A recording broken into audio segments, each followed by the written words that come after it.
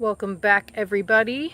I am recording this intro from my backyard, so if you hear noises, that would be why. So this week's book is brand new to me. It is a request from none other than my nephew, Liam. I have never read this book before. However, the author is Jan Brett, and I have read other books by Jan Brett. For instance, a very popular one is The Mitten. And we also have The Three Snow Bears, if you want to check out some other ones. But today I am reading Jan Brett's Gingerbread Baby. So I hope you enjoy it. Gingerbread Baby by Jan Brett.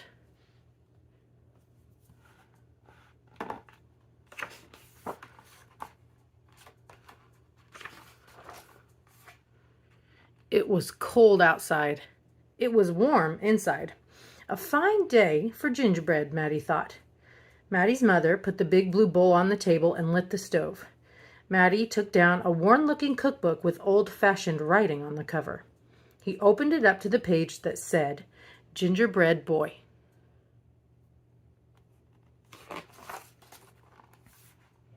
They measured and mixed. Maddie rolled the dough into the shape of a gingerbread boy, and they popped him in the oven.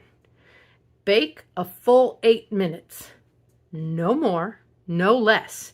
Do not peek, the recipe read.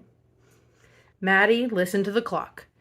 Tick, tock, tick.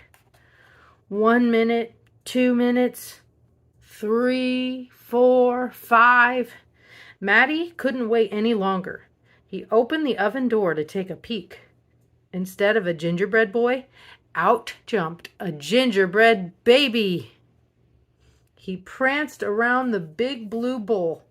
I am the gingerbread baby, fresh from the pan. If you want me, catch me if you can.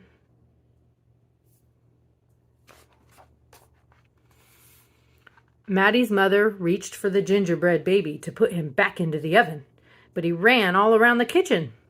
The door opened and in came Maddie's father. What's that delicious smell? He asked as the gingerbread baby tumbled through his legs and outside into the yard.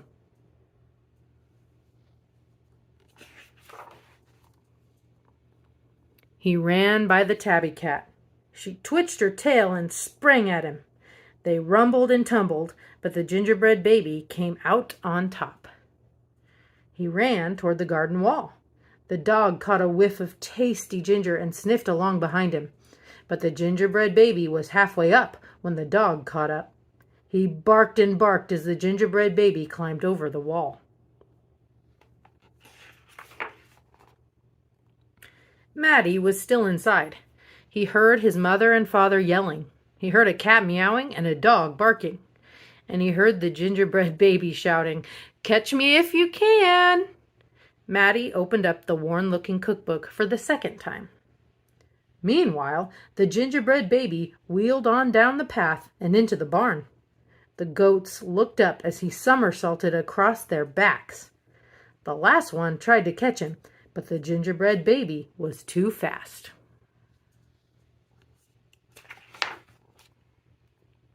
Martha and Madeline were standing by the well when the gingerbread baby stopped to take a drink. They looked at each other and winked. Martha started to talk to him while Madeline tiptoed up behind him with the bucket. But they couldn't fool that gingerbread baby.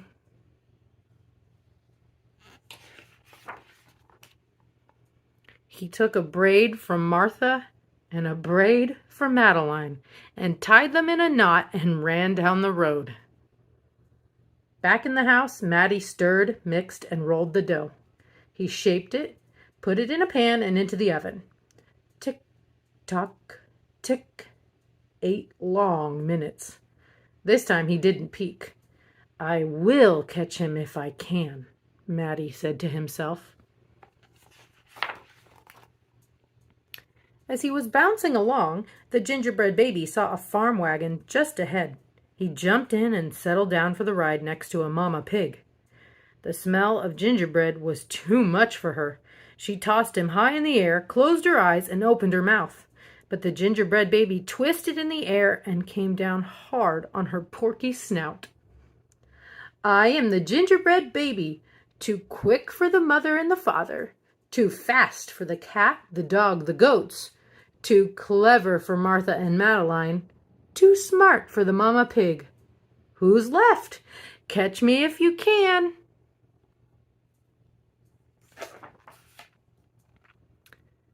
Feeling smug, the gingerbread baby strolled along by himself until he came to a bridge that crossed over to the village. Just as he got to the middle, he heard running feet behind him and saw a crowd of villagers ahead of him. The gingerbread baby was trapped. He jumped up onto the railing, backflipped through the air, and landed on a chunk of ice floating down the river.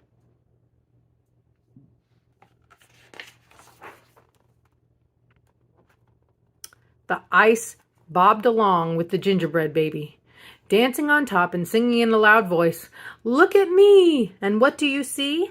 The best gingerbread baby ever!" Until his feet got cold and he jumped ashore. Who was that watching from the trees? It was the fox.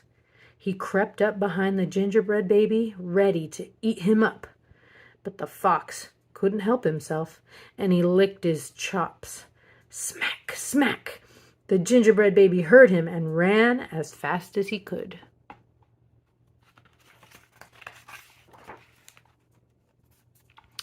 Just when the fox was catching up, the gingerbread baby saw the milk and cheese man with his can of milk. The perfect hiding place, he thought. He lifted the lid and lowered himself inside. He was so pleased that he sang at the top of his gingerbread voice, "Ha ha, hee hee, you'll never find me. I'm the gingerbread baby. Catch me if you can." The milk and cheese man heard the gingerbread baby's voice. "Who is meddling with my milk?" he shouted and lifted the lid. But the gingerbread baby was ready. He jumped up and tweaked his nose.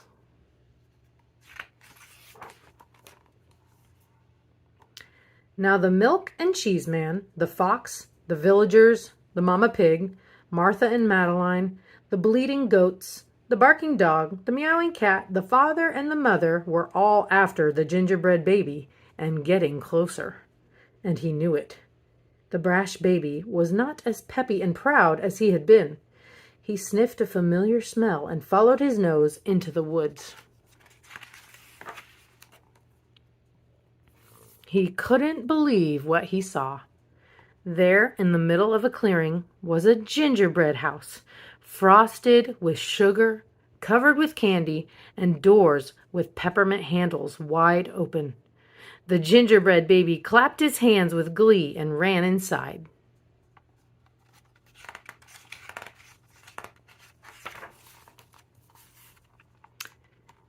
In a tick-tock tick, everyone arrived in the clearing, but all they found were a few bits of frosting, a peppermint candy, and some crumbs.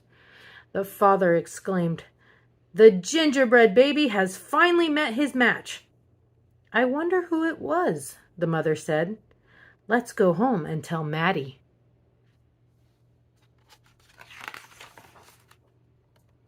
"Hello, Maddie," his father said when they got home. "We never did catch the gingerbread baby. All we found were some crumbs in the snow." "I see you have been busy," his mother said, looking at the gingerbread house Maddie was holding. "Too bad we never caught that gingerbread baby." "Too bad," said Maddie.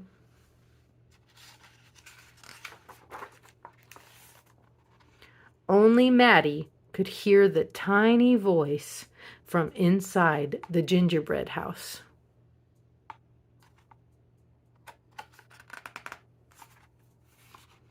The end.